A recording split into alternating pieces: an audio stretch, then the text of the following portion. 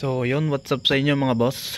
Meron tayo ditong XRM 110 na naka hand clutch. So dun sa ating isang subscriber, nagtatanong siya kung paano daw magsalin ng langis pagkakaganito yung setup na ng motor. So simple lang yun mga boss.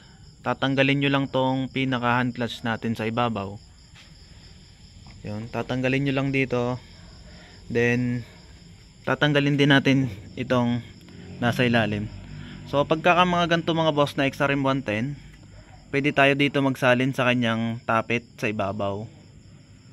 So sa mga 125 pwede din, pero sa mga ibang, sa mga CX, dito tayo maglalagay pa rin ng langis sa kanyang dipstick. So yun, tanggalin ko muna tong ating hand clutch, then tatanggalin natin to. So tatanggalin ko muna mga boss. Papakita ko sa inyo kung paano mag change oil ng ganitong motor na naka hand clutch. So yun mga boss, niluluwagan ko na.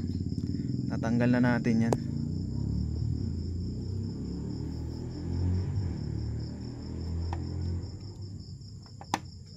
Ayan, kung makikita nyo, madali lang yan mga boss. Parang ikakawil lang natin yung loob nyan. Kita ba sa camera natin? So yung makikita nyo, nakakawil lang yan mga boss. Ilalubog lang natin din. Tatanggalin natin.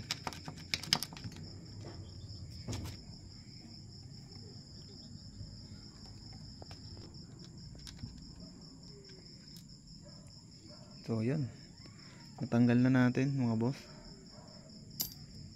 Pwede na tayo magsali ng langis natin.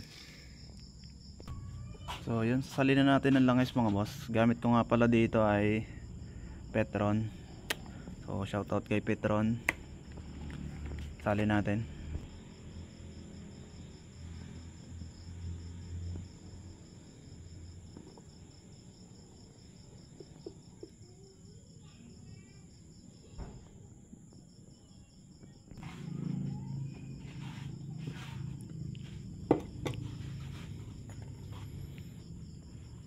So yun, okay na mga boss. So ang pagbabalik naman nito mga boss, para lang tayong mga ngawil.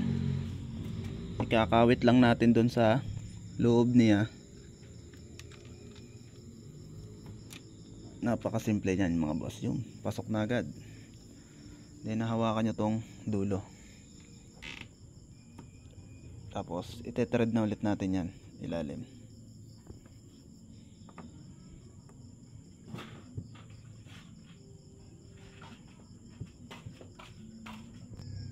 So yun, naigpitan na natin. Tapos yung haba nung kanyang dulo, dapat ganito lang kahaba. So lagay na natin, kabit na natin.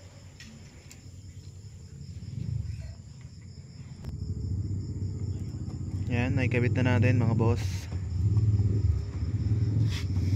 Napagsali na tayo ng langis. So thank you sa inyong panonood. Maraming salamat. Ride safe sa atin lahat mga boss. Thank you, thank you.